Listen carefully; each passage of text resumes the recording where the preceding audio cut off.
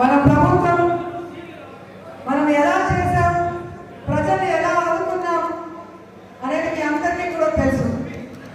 కానీ ఇక్కడ మనం తప్పు చేసి ఓడిపోలేదు. కూటమి ప్రభుత్వం తప్పుడు ప్రచారం వల్ల ఈరోజు మనం ఓడిపోయాం.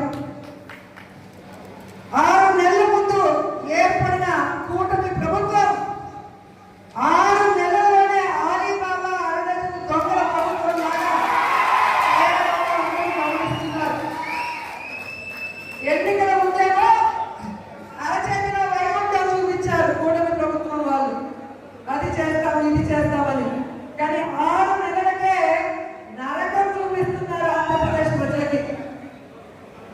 ఈరోజు ఎక్కడికి వెళ్ళిన రాష్ట్రంలో జగనన్నని ఓడించుకొని తప్పు చేశామని ప్రతి ఒక్కరూ కూడా పశ్చాత్తాపడుతున్నారు, బాధపడుతున్నారు.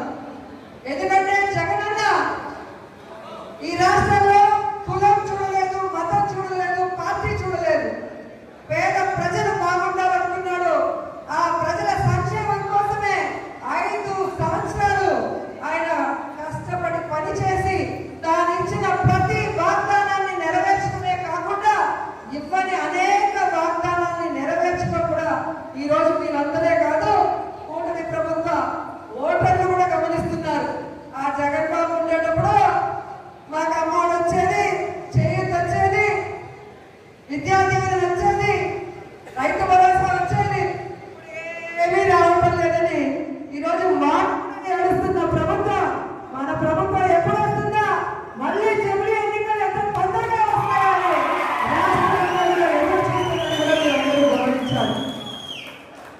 సంపద సృష్టిస్తానన్న చంద్రబాబు నాయుడు ఈరోజు అప్పుల మీద అప్పులు సృష్టిస్తూ మనని అన్యాయం చేస్తున్నాడన్న విషయం మనం అందరం కూడా గమనించాలి. ఈరోజు వైఎస్ఆర్సీపీ నాయకులకి కార్యకర్తలకి కోరుకునేది నేను ఒక్కటే, మనం నిరుత్సాహపడవలసిన లేదు.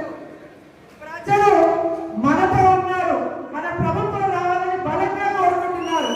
మన నాయకుడు చెప్పినట్టుగా ఆ ప్రజల సంక్షేమం కోసం ఇన్ని రోజులు పనిచేశాం. ఈరోజు ఈ ప్రభుత్వం చేస్తున్న ప్రజా వ్యతిరేక విధానాన్ని తిప్పికొట్టే విధంగా ఆ ప్రజలకి అండగా తెలియజేసుకుంటున్నాం.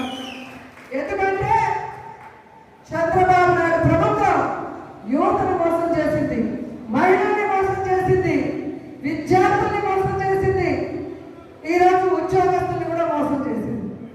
కాబట్టి అలాంటి ప్రభుత్వానికి బుద్ధి చెప్పాల్సిన బాధ్యత ప్రజాపక్షం పార్టీ అయిన వైఎస్ఆర్సీపీకి మాత్రమే ఉందని కూడా ఈ సందర్భంగా అందరికీ కూడా తెలియజేసుకుంటున్నాను.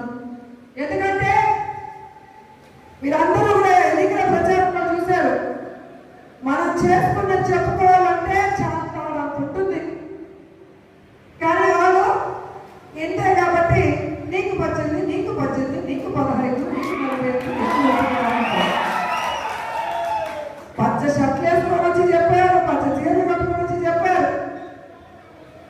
ఈరోజు చెవులో పూలు పెట్టారు.